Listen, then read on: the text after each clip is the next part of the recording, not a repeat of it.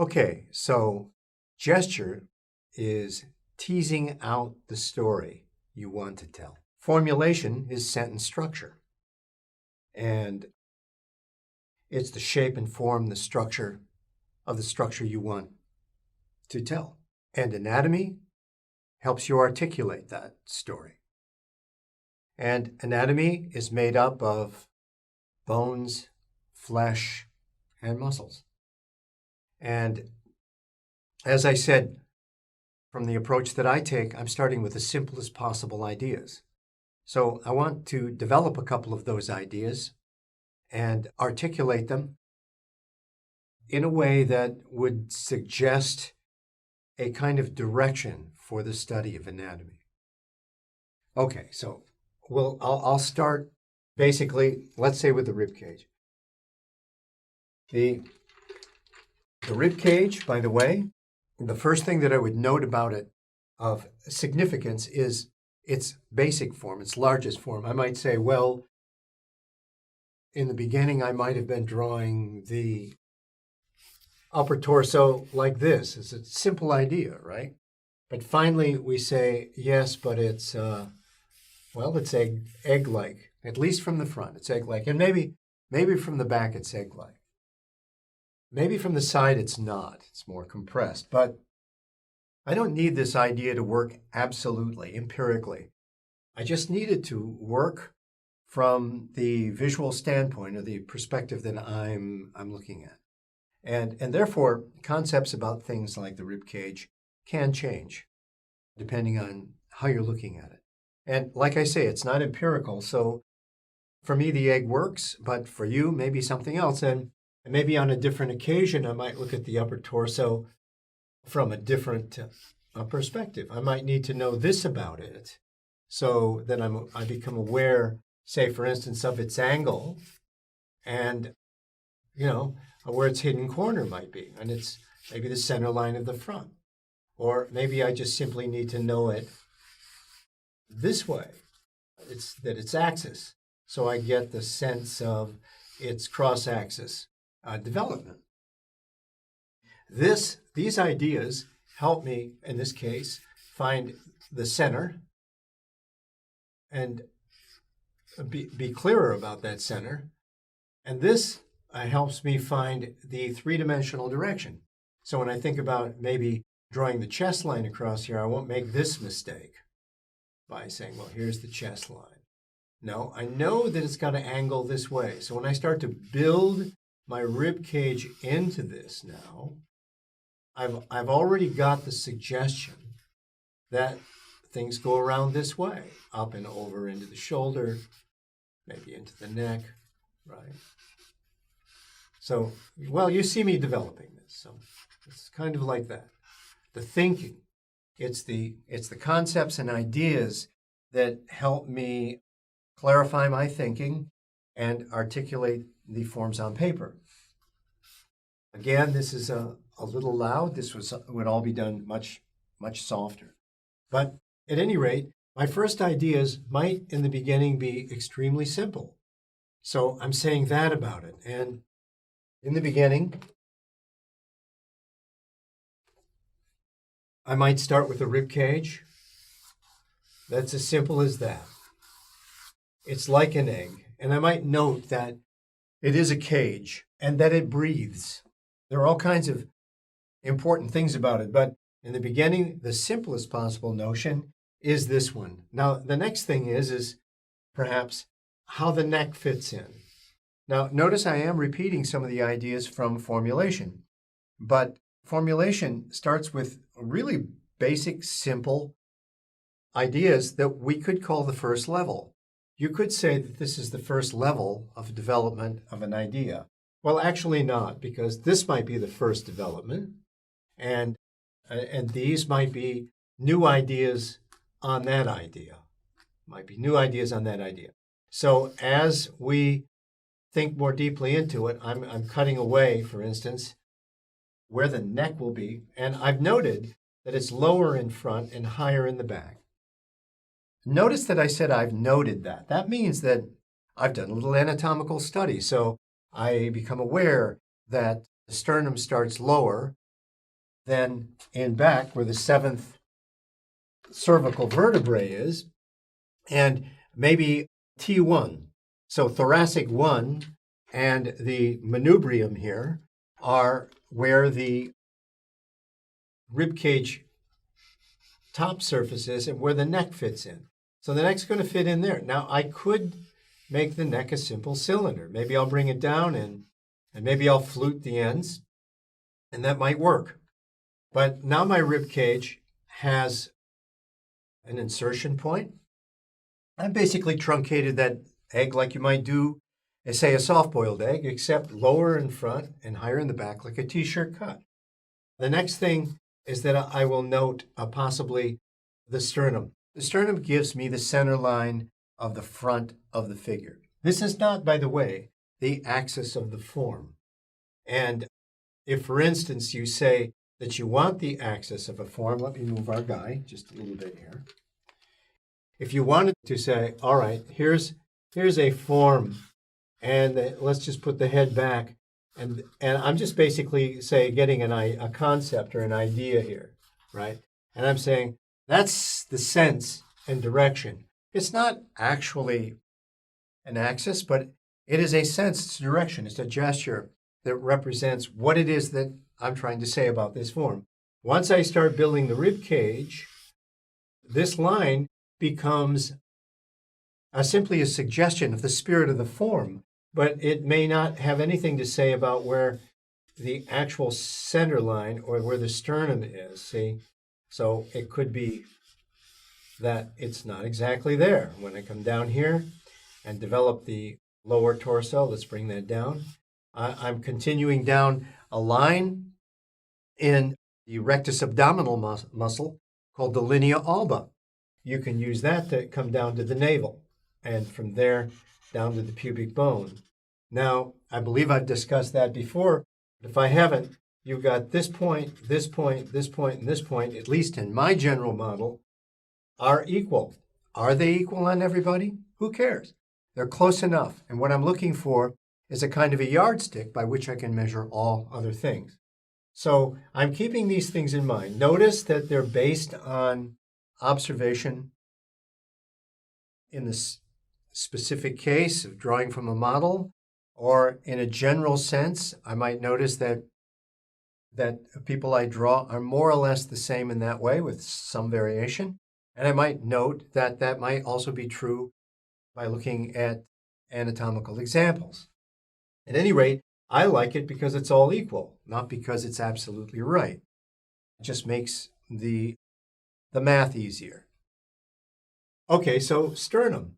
Now, I've also noticed that there's the thoracic arch. A lot of times the arch will be pitched to that degree, sort of like a Swiss roof, but on occasion you will have a rib cage which is more barrel-like or barrel-chested, which will make this thoracic arch more like a Roman arch rather than a Swiss roof. So you want to observe which type of rib cage you're drawing. Now, in my general model, I keep it, well, actually more like the skeleton, which has got a strong angled pitch, and we keep it broader like that, more like a Swiss roof. And then I can make adjustments in the specific case. And what I mean by that is that it acts like a yardstick. I can say, well, our subject today has more of a barrel chest, and they have a broader, wider arch, more like a Roman arch, than my general model. That allows me to use my general model to take measure. Very valuable, that.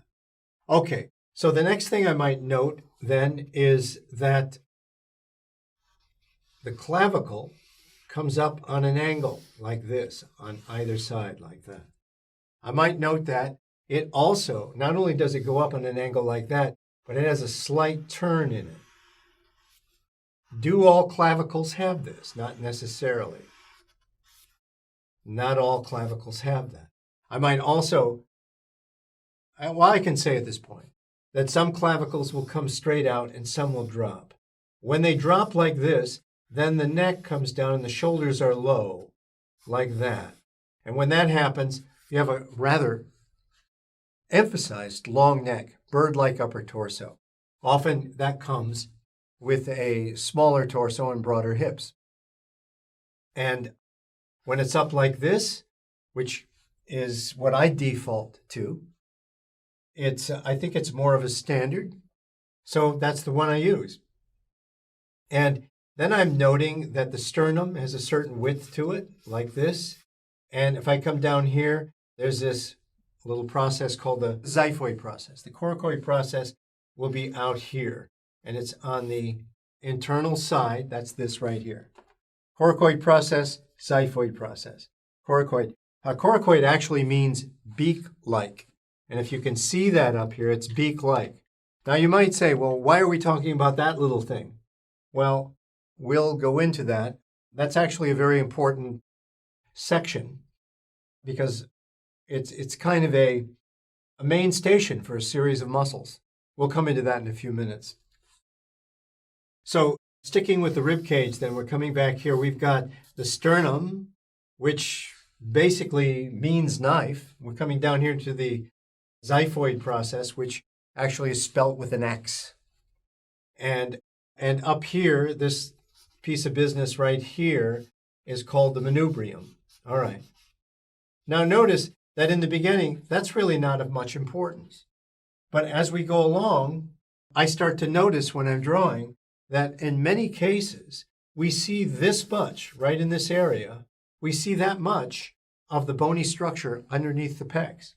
So I might notice that the pecs all line up around the fifth rib, or they start approximately there. I'm going to redraw this in a moment to go into this more deeply, but what we've got here is approximately 10 of the 12 vertebrae to this point. And when we look at this, it's already got a certain amount of sophistication to it. Notice again on this side that we've got a slight turn. So little by little, I'm adding ideas to the egg. And instead of simply drawing this thing and dealing with it from the smallest parts to the large, we're actually starting from the biggest possible concept and adding the other ideas to that large concept.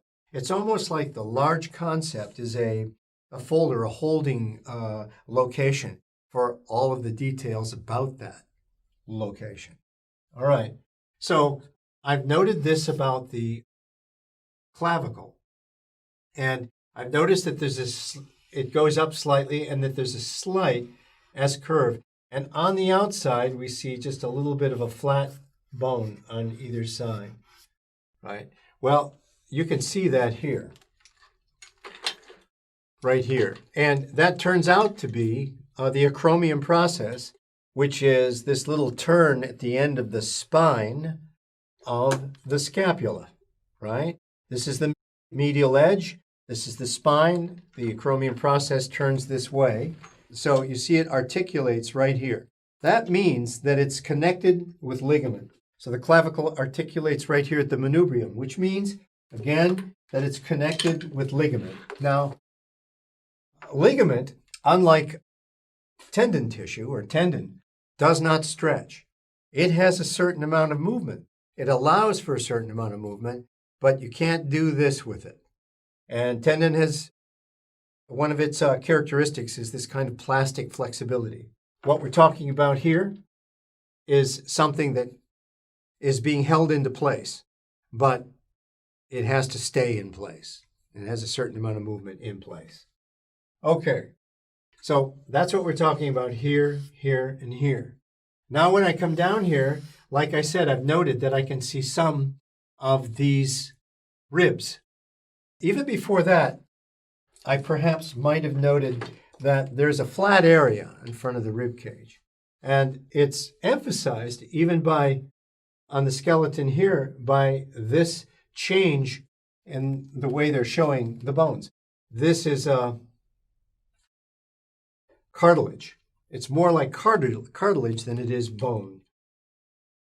It's called the costal cartilage, and it's shaped somewhat like a bib. When you see, for instance, the bib the starched bib on a tuxedo, it's approximately like that. And so it comes down this way, you see.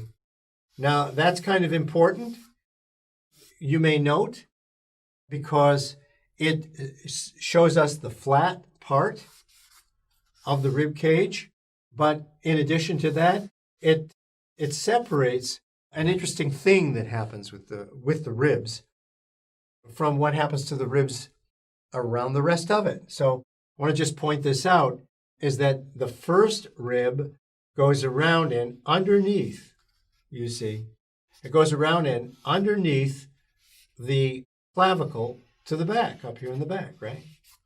And the second one, well, it's going to do the same thing.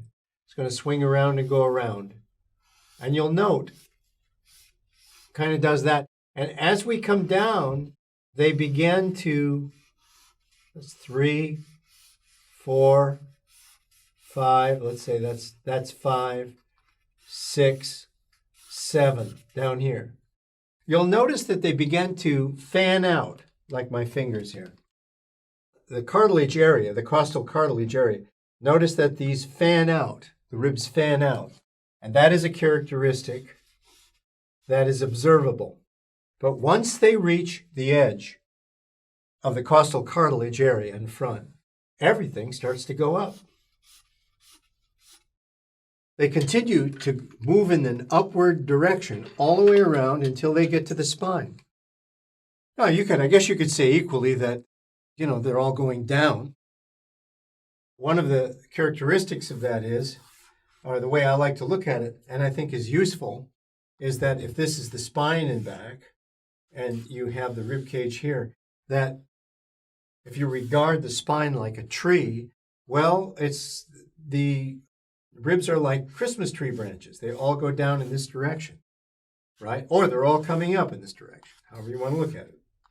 As opposed to a tree whose branches reach up and do different things as they go, right? We got that. All right.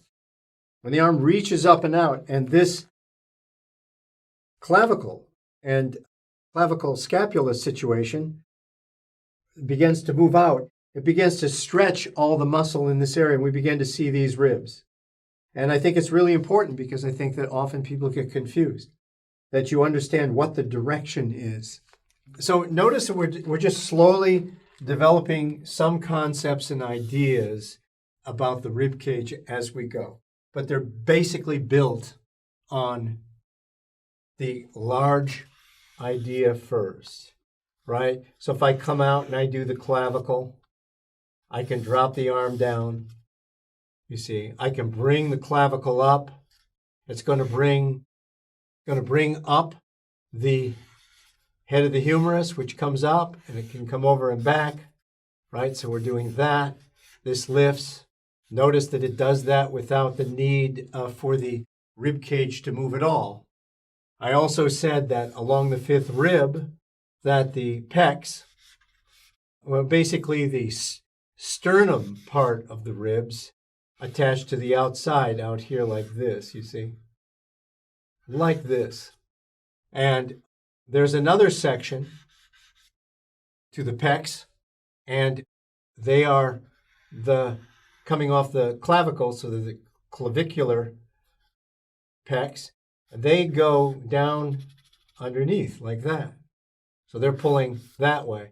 And then there is coming off the bottom ribs, say, down here we've got another section off the seventh rib pulling up this way.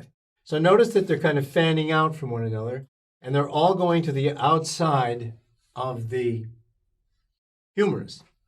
And when the humerus is raised, therefore, they're pulling around to the outside, and they take the deltoid with them. Deltoid pulling around. And the clavicle, or the scapula, is pulling out, like I said, like this. So now we've got that, and then perhaps we feel the rib cage here. So there it is. I'll make that clearer. We've got, again, I'm showing this as a cylinder, but with this pulling over now, and suggesting that the scapula is swinging out, and on it, a little bit thicker, is the latissimus. We'll talk about that later, but we'll see a little bit of it here. Right. So we've got that, the ribs. I could add in here now the muscles of the abdominal muscles, which attach right under the fifth rib and pull all the way down. I'll give it a little jog with the linea alba separating it right down into the attachment point down here, which would be the pubic bone. Coming around here, again, the iliac crest, the inguinal ligament here and here. Well, okay, so you get how we can build on that concept and that idea in this way.